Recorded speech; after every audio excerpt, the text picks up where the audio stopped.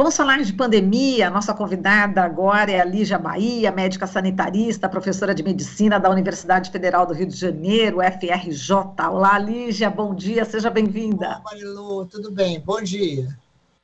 Bom dia, bom, vamos lá.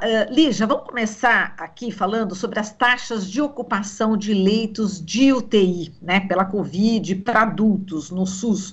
Essa taxa continua subindo, né, e requer atenção e monitoramento contínuo, o que recomenda aqui a nota técnica divulgada nesta quinta-feira pelo Observatório Covid-19 Fiocruz.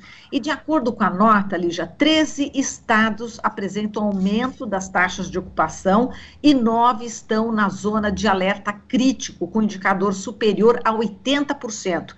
Entre 25 capitais com taxas de ocupação de UTIs, 13 estão na zona de alerta crítico, portanto, acima de 80% das vagas, 9 na zona de alerta de intermediário, ocupação entre 60% e 79%, e 8 fora da zona de alerta, abaixo de 60%. A gente dá um exemplo aqui, Campo Grande está com 109% de ocupação. Os pesquisadores aqui da Fiocruz apontam uma espécie de interiorização da Ômicron.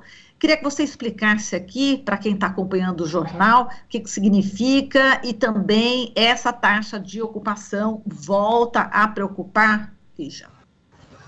Bem, assim, volta a preocupar, né? A Ômicron volta a preocupar, né? Porque, na realidade, então, para nós, já seria assim, uma espécie de quarta onda, né? De quarta onda e de explosão de casos, né? E, assim, a gente viu isso, né? As pessoas não podiam trabalhar. Não, quando as pessoas têm Ômicron, elas não podem trabalhar. Então, na realidade, o que a gente, assim, deu de cara foi com um colapso, de novo, das atividades econômicas, o que é muito interessante, né?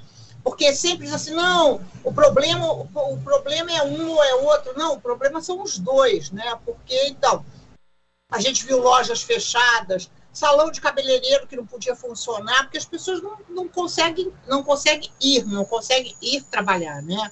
Não conseguem, então isso em primeiro lugar, né?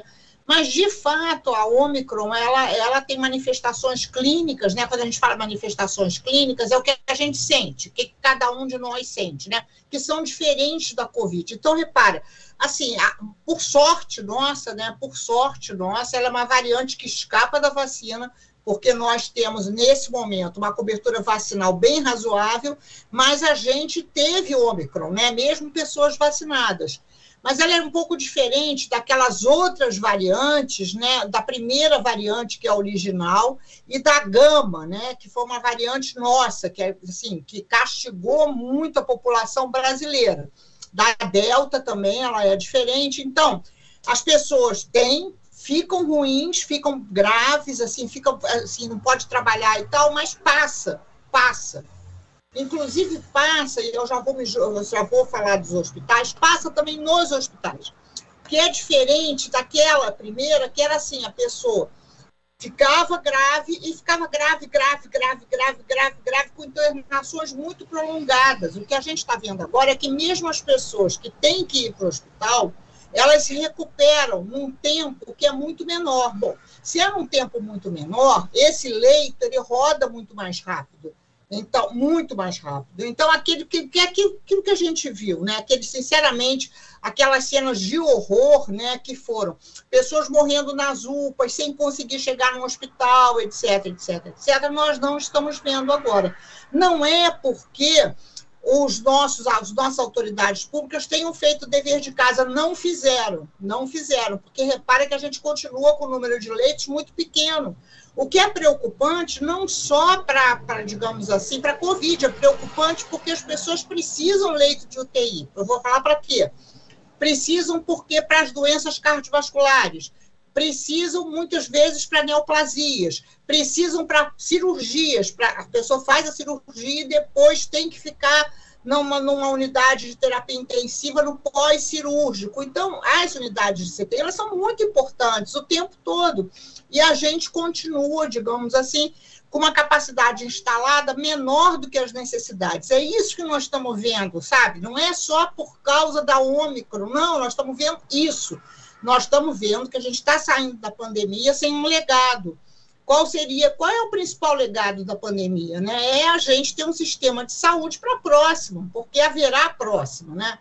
Próximo que eu quero dizer não é assim, não é as 7 pragas do Egito, não é isso, né?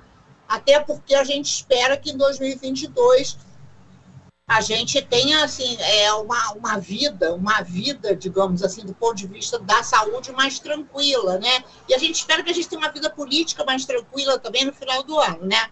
Mas o que a gente está dizendo é o seguinte: é sair da pandemia com um sistema de saúde público potente, forte, organizado, isso não.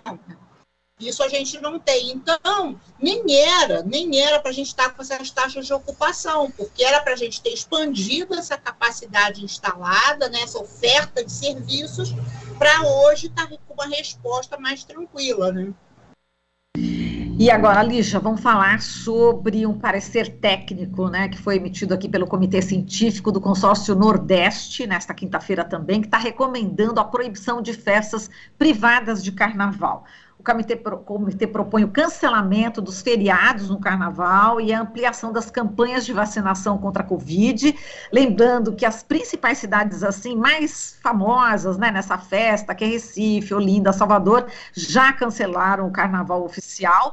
Agora, tem governo reduzindo a capacidade de público nas festas particulares. Então, por exemplo, tem uma capital aí do Nordeste que diminuiu de 5.000 participantes para 1.500, né? Então, eu queria saber se isso adianta alguma coisa e também você acha que pode se repetir, se medidas não forem tomadas, pode se repetir o que aconteceu no Natal e no Réveillon, ou seja, o aumento do número de casos?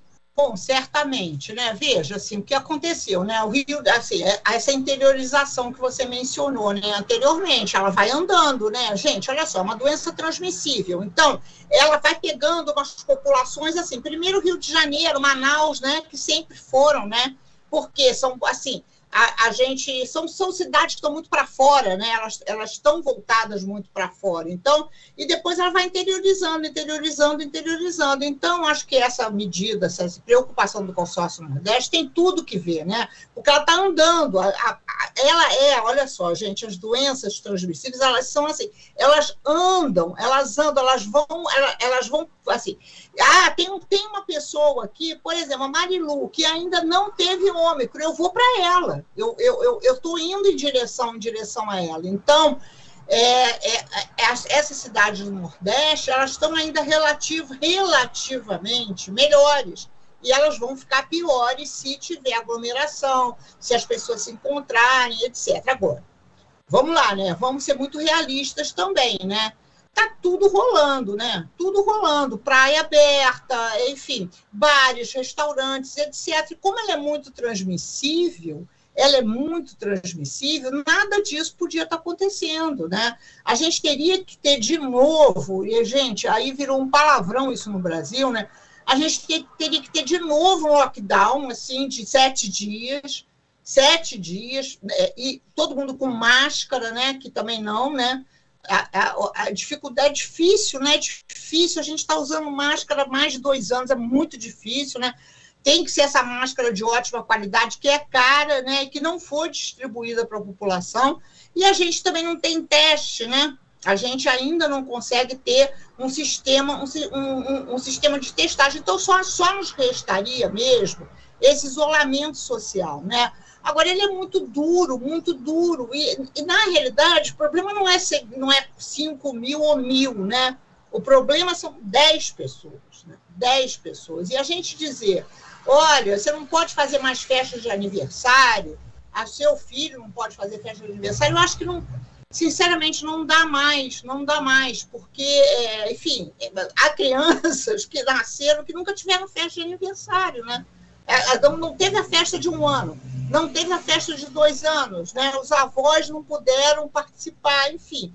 Então, a recomendação não, né? Essas grandes aglomerações aí é uma festa, né? Aí a gente está convidando assim, a variante para ver, gente, entra aqui e pega todo mundo, né?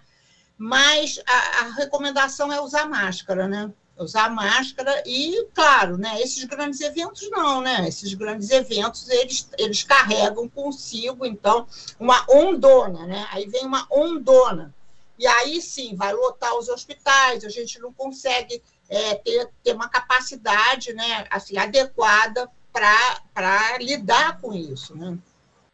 Exato, e o número de mortes está crescendo, né? Ali a gente teve nessa quinta-feira 917, né? Quer dizer, é o 21º dia também consecutivo de alta, né? Em comparação com 2 semanas atrás, o índice é de mais 168%.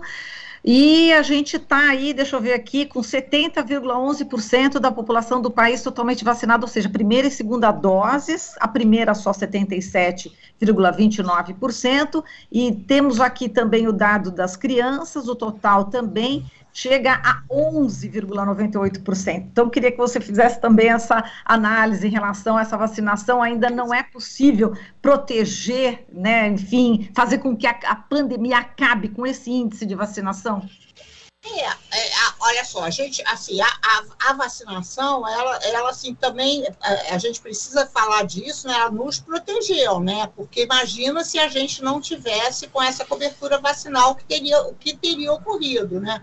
Então, ainda bem, né? E a gente precisa vacinar muito mais, né? Agora, a gente sempre está vacinando num ritmo muito lento, né? Muito lento. Por quê? Na realidade, repare, o seguinte, a vacinação, ela foi liberada para as crianças, ela foi liberada 30 dias antes dela começar, estou me referindo à vacinação para crianças. A gente perdeu um mês.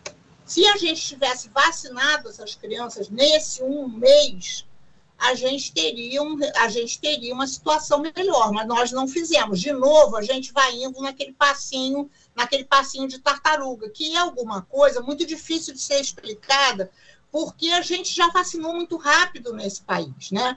E as pessoas ficam, nossa, o Brasil está vacinando muito bem. Não está vacinando muito bem. Esse governo está também atrapalhando a vacinação, não só porque eles são anti-vacina, mas eles dizem, nós compramos vacina. Não! Eles não compraram adequadamente, eles continuam não comprando adequadamente, é isso que a gente precisa entender. Claro que é uma resistência nossa, né, e que nós estamos conseguindo vacinar, mas nós estamos conseguindo vacinar com muitas dificuldades, muitas dificuldades. Era para a gente já ter uma cobertura vacinal muito maior. E é preocupante, né, porque a gente está um pouco assim, parado nesse 70%, entendeu? E a gente tinha que ter uma cobertura vacinal mais elevada. O que está acontecendo? De fato, esse movimento anti-vacina, ele está, e aonde ele está? Porque a gente precisava saber onde é que ele está, para a gente poder atuar. Repara-se, não tem uma campanha a favor da vacina, uma campanha oficial a favor da vacina, como sempre houve nesse país, das pessoas falando a favor da vacina, etc. Todas as campanhas que existem fomos nós que fizemos. É o sobrinho de um que fez um funk, é o não sei das quantas, é tudo muito improvisado, né? A gente não tem... Então, assim, claro que é difícil, né? Claro que é difícil. Acho que nós não temos uma população anti-vacina, ainda bem, mas também, assim, se esse processo de compra de vacina e de administração da vacina, ele é lento, ele é complicado, é muito difícil, porque é uma vacinação com mais de uma dose. E a gente falou isso, gente, olha só, a gente tem vacinação com mais de uma dose para crianças, mas nunca a gente teve vacinação com mais de uma dose, assim, para a população inteira, para adultos. Então, teria que falar, olha, essa vacina tem 2 doses, eu vou na sua casa. Se você não tiver dificuldades, enfim. Mas isso não aconteceu, né? E a gente está nessa situação, eu acho que cada vez mais, assim, com mais pessoas a favor da vacina, né? Tem essa pesquisa que foi divulgada hoje, que os médicos brasileiros estão, enfim... Eu acho que esse, sinceramente, é muito importante, né? Muito importante, porque os médicos, eles costumam ser uma profissão que a população confia, e a gente estava, assim, num determinado momento havia esse problema, né, de médicos cloroquinistas, antivacina e tal, e acho que agora a gente está superando isso. Então, isso é um bom sinal. Exato, Lígia. Bom, tem dois, já me pautou aqui para duas questões, né? Mas vamos por partes, né? Só para a gente encerrar aqui. Você falou dessa pesquisa, vamos dar aqui o dado, né? 87,3% dos médicos brasileiros se infectaram com Covid, a variante Ômicron, nos últimos 2 meses. A pesquisa é da Associação Médica Brasileira, em parceria com a Associação Paulista de Medicina. E a pesquisa revela também, além disso, além da doença, né, do corpo físico, a mente, né? Enfim, a saúde mental desses profissionais está bastante abalada. Eles afirmam que, vou dar dados aqui da pesquisa, que eles afirmam que eles estão esgotados. 51,6% desses profissionais estão esgotados, 51,1% estão ansiosos e 42,7% realmente, eu mudei aqui, peraí, 51, apreensivos 51,6%, esgotados 51,1% e ansiosos 42,7%. Portanto, está aí, estressados 62,4% e sobrecarregados 64,2% desses profissionais médicos. Como é que você vê, né, Lígia, esse estresse, né? Quer dizer, tanto a questão da saúde mental quanto o corpo físico. Realmente eles estão, assim, à beira de um ataque de nervos mesmo, como lembra o filme. Sem dúvida, né? Sem dúvida, assim, eu acho que se qualquer um de nós, né, ou qualquer um de vocês que estão nos ouvindo, vocês entrarem num hospital de Covid, nossa, é um clima, é alguma coisa, assim, é alguma coisa da ordem disso, todos à beira de um ataque de nervos, e com razão, né, porque, assim, essas pessoas estão lidando com isso há mais de 2 anos, né, há mais de 2 anos, assim, no nosso hospital hoje, no Hospital da FRJ, só tem paciente com Covid, então, isso é assim, é um pouco demais, né, demais, porque, enfim, a gente quer tratar pessoas, assim, que ficam boas rápido, tem que ter uma mistura, né, acho que para qualquer profissão, né, se a Marilu só falasse sobre Covid o tempo todo, né? Mas nós não temos outra alternativa, a gente só fala sobre Covid o tempo todo, ninguém aguenta mais. Eu, por exemplo, estou há 2 anos só falando sobre Covid, escrevendo sobre Covid, então é alguma coisa assim, nossa, eu quero falar sobre outro assunto, né? Tem tantos outros, né? A vida ela não é só isso, né? Mas ela é só isso, né? Então, isso é tão urgente e virou a nossa vida, né? Então, é realmente muito estressante. É como se a gente nunca mais fosse sair daí, né? A gente está preso a essa situação. É claro que não, a gente vai sair, mas para nós, profissionais de saúde, assim, nossa, é bem difícil, é bem difícil. Isso, só para a gente encerrar mesmo agora ali, já falando das crianças, né, dessa vacinação e o retorno às aulas. Então, eu estou aqui na Baixada Santista, já vi algumas cidades, os prefeitos, realmente acabando nesse momento com a possibilidade de ter aula presencial. Olha, não dá, porque o índice de vacinação das crianças é muito baixo. Agora, em contrapartida, eu li a notícia aqui que o Ministério Público de Minas Gerais está recomendando à Prefeitura de Belo Horizonte o retorno imediato das aulas presenciais para todas as idades nas redes pública e privada. O prefeito de lá, né, de BH, Alexandre Calil, enfim, ele teve essa decisão do adiamento do início do ano letivo para crianças entre 5 e 11 para o dia 14 de fevereiro, mas o Ministério Público quer o retorno imediato. Como é que você vê aí essa postura, né, do MP, das prefeituras preocupadas também com esse baixo índice de vacinação das crianças?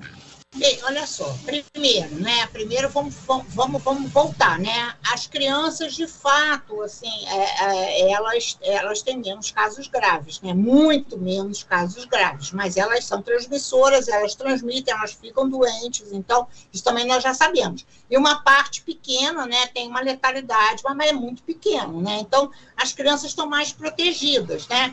E elas moram em lugares, etc., né? A maioria das nossas crianças, nos quais elas estão extremamente expostas, né? Inclusive se elas ficarem na rua porque seus pais trabalham, né? Tem crianças que estão há 2 anos fora da sala de aula, e tem uma crise sanitária, mas tem uma crise educacional, né? Então, acho que assim, o retorno à escola, nós temos recomendado o retorno à escola, né? Com condições sanitárias, etc., etc. Essas crianças estarão melhor na escola do que se elas ficarem em casa e nas ruas aglomeradas, como nesse momento elas estão. Então, as escolas, elas são locais mais seguros do que os locais nos quais as crianças vivem. É isso que nós precisamos entender. Nós não moramos num país qualquer, nós moramos no Brasil. Essas crianças fora da escola, elas estão trabalhando, elas estão nos sinais, elas estão em outros lugares, né? Então, a recomendação é a volta. Nós todos não temos mais a menor dúvida sobre isso, né? É um local mais protegido, né? E é fundamental para a socialização, para o ensino, etc. A gente vai ter um prejuízo enorme, né? Com essas crianças, se elas não voltarem, né? Se mais uma vez elas não voltarem, né? E os professores estão vacinados, né? Os professores e os funcionários estão vacinados, o que era um problema, né? Porque seria o problema dessas crianças elas transmitirem para os adultos, né? Mas isso não ocorre mais. Então, na realidade, foram vacinados, inclusive, com prioridade, né? Os professores foram prioritários na vacinação, então a gente espera que os professores também se solidarizem, né? Que os professores se sintam responsáveis, né? Como os profissionais de saúde, né? Imagina se os profissionais de saúde dissessem, não, a gente não volta, né? A gente não volta porque é um risco, né? Lígia, a gente agradece aqui a sua participação, forte abraço, um bom final de semana para você e até uma próxima. Forte abraço, obrigada, hein? Obrigada pelo convite mais uma vez, muito obrigada. Nós que agradecemos, Lígia. Falamos aqui com a Lígia Bahia, médica sanitarista, professora de medicina da Universidade Federal do Rio de Janeiro, UFRJ. Aqui você ouve as notícias que os outros não dão. Jornal Brasil Atual.